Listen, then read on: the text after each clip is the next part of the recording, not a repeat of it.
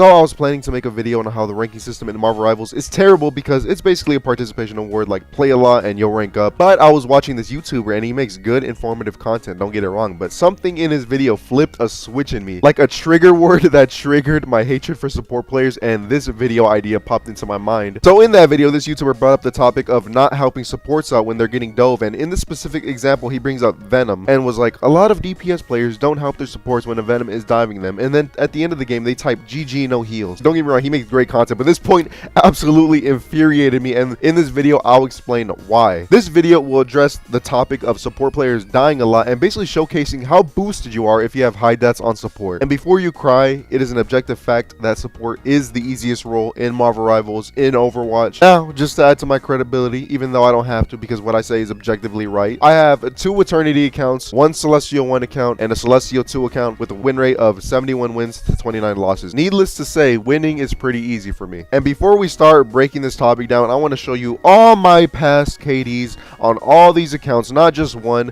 to show you guys I'm not a hypocrite. Because when I brought up this topic in a previous video, I had comments saying, you're stupid for saying you don't need POS support. I guarantee you have games where you die 10 or more times. So here is me showing my accounts and all of its match history, and you'll see I have no games, 0 games where I died 10 or more times. Now let me reiterate, I'm a support main, but I do flex, so not all these games are on support. I will be showing Doctor Strange gameplay because support gameplay is sleeper to me, and this goes for any role. You should always play your life, but it pisses me off mainly for support because your job is to just sit in the backline and heal, bro. How hard is that? You often have games where your supports have 10 plus deaths and then blame their DPS and tanks for performing bad. Gee, I wonder why your DPS and tanks perform bad. Maybe because they had to use a Ouija board to communicate with their supports because their supports are feeding too much. If your supports die, then the rest of your team gets fucked because they aren't getting healed. So as you guys see, I showed the history of not 1, not 2, not 3, but 4 accounts and not a single game that I have 10 or more deaths. So y'all better shut your bitch asses up and listen. Stop making excuses for you feeding on that brain dead role. Oh, my team isn't peeling for me. Please, Mr. Tank, I need you to babysit me. I don't care if that means you can't make space, which would then lead to the enemy team having more space, which will lead to my DPS not being able to do anything because they have more space. I'm sorry I come off as a dickhead. I really don't try to be, but I just have a temper when it comes to stupidity. So let's get to the question every one of you guys that are looking to rank up are asking. Raider, how do you do it? How do you never die 10 times a game? How do you survive when they're constantly diving you and your team doesn't peel you?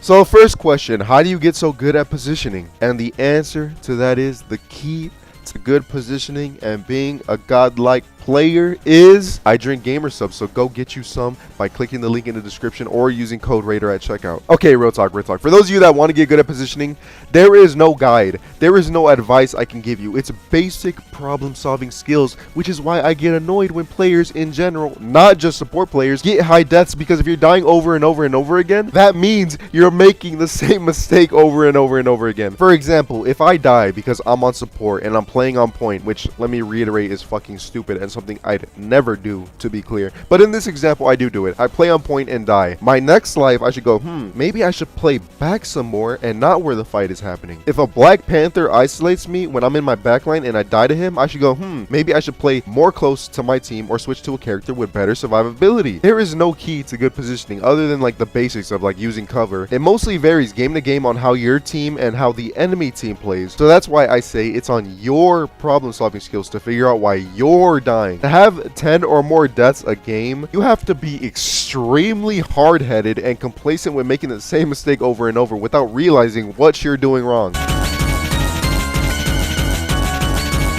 So let's address the other biggest question you guys might have. What do I do when a team is diving me? How am I supposed to survive when I'm getting dove non-stop? First, you got to start getting good at positioning. So that means start realizing when you're dying too much and why you're dying too much. Look at your mistakes and fix them. Now, once you do that, let me tell you this and listen closely to what I'm about to say. There are situations where no matter how well you position, you will still get farmed over and over. I'm talking about the games where the enemy has a good flanker or full dive. There are characters that you simply cannot survive on no matter how well you position. So let's talk about the 3 support characters with the best survivability. First, you have the 2 supports that are invincible. I'm not over exaggerating. The survivability on these two supports are godlike. Those two supports are Jeff and Rocket. Now Rocket is the better pick than Jeffrey. The only time I personally pick Jeff is when they have an insane Spider-Man. Spider-Man is the only flanker that can consistently kill Rocket, but Spider-Man can't kill Jeff at all. Spider-Man can't even touch Jeff. So ideally, in most cases, you pick Rocket. C&D is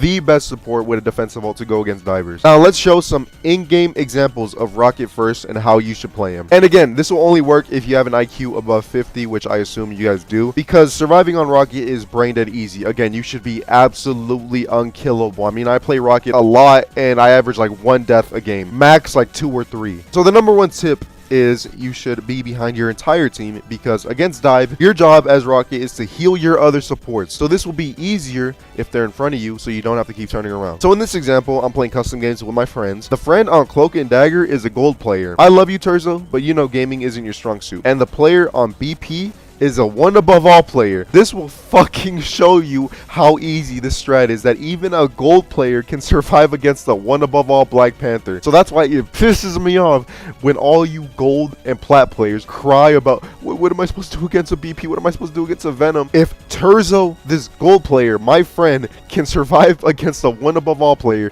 you should have no struggle at all surviving against plat or gold flankers that don't even use their abilities right. They probably don't even have their monitors on. So the BP is going to target my Cloak because he knows he's not going to kill me. Now BP will already struggle killing Dagger through her bubble. Now add in me healing him and it's impossible. BP, Venom, Captain America, Iron Fist cannot kill a Dagger through her bubble plus Rocket heals. And that's basically it. That's the strat. So easy, a gold player can survive against a one above all player. And keep in mind, I play flanker a lot, so I have so much time on Iron Fist. And the 2 characters I want to ban when I play Iron Fist is Namor and C&D. Everyone is like, why ban C&D when Luna's clearly the better character? Yes, she's the better character, but listen to what I'm about to say closely. Again, I need all your attention, please. It is easier to be good at Cloak and Dagger than it is to be good at Luna, and it's not even close. A Luna has to land her freeze, she has to aim and position right, and all Cloak has to do is throw a bubble down, and now my character doesn't do enough damage to kill her. That is why if you're playing flanker, you should always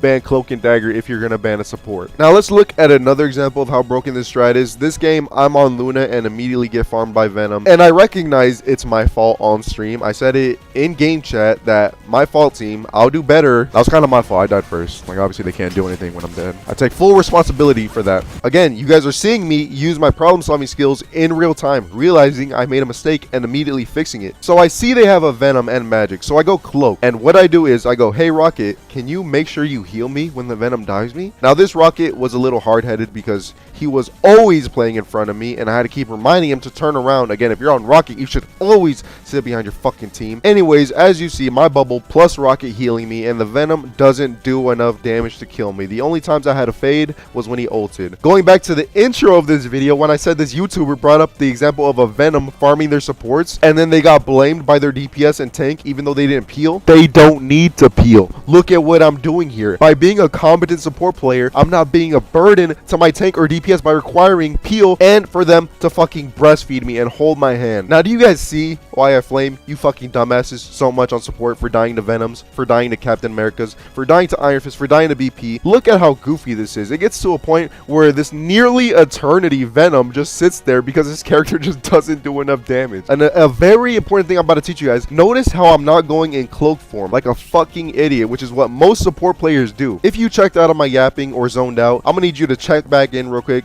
Hey you, I need you to pay attention to what I'm about to say because it's fucking important. If I went into Cloak form, what would have happened is my Rocket is healing me, and if I'm in Cloak form, my team isn't getting fucking healed. And I'm doing that just so I can get the Venom somewhat low, and then guess what? He'll just fly away perfectly fine. Please stop trying to fight dive tanks or divers in general. I know it sounds fucking stupid. You guys are probably like, what are you talking about? You expect you not to shoot at them? Yes, I expect you not to shoot at them. As Luna, all I do is use my freeze, and if I miss, I just run, because running will give me a better chance at surviving than dueling a flank DPS who most likely got the jump on me first. As someone who also plays flanker, a lot of my value comes from not killing the supports but distracting them, because most support players do try to fight you and they're not healing their team. Their team doesn't receive heals and they die because they're too busy trying to fucking duel you. You can do what I'm doing. I don't even have to acknowledge this Venom. He's like literally a fucking fly tickling me. This fight I'm showing lasted like 8 minutes of me playing Ring Around the Rosie with this Captain America.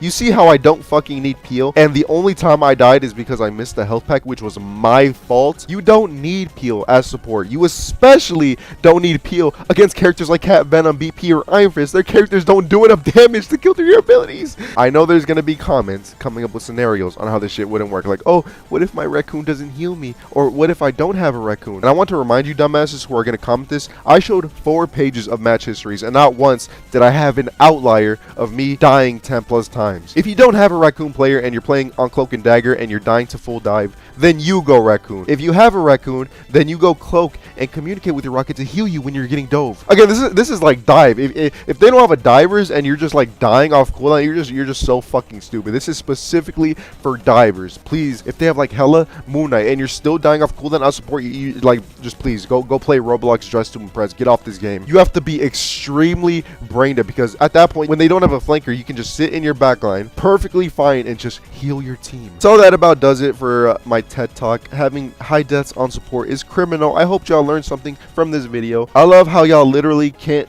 disregard my advice or call me wrong, because I showed you guys proof on how this has worked for me in high elo, or not high elo, I wouldn't say so, like above average elo, like, bro, Celestial is a joke, Eternity is a joke, and I even showed how it worked for a gold player against a one above all Black Panther. So if you can't survive against flankers in your metal ranks like plat and gold, then you're just god awful. And again, it's on you to realize that you need to get better, so stop denying that you're terrible. Love you guys, have a good rest of your week, and peace.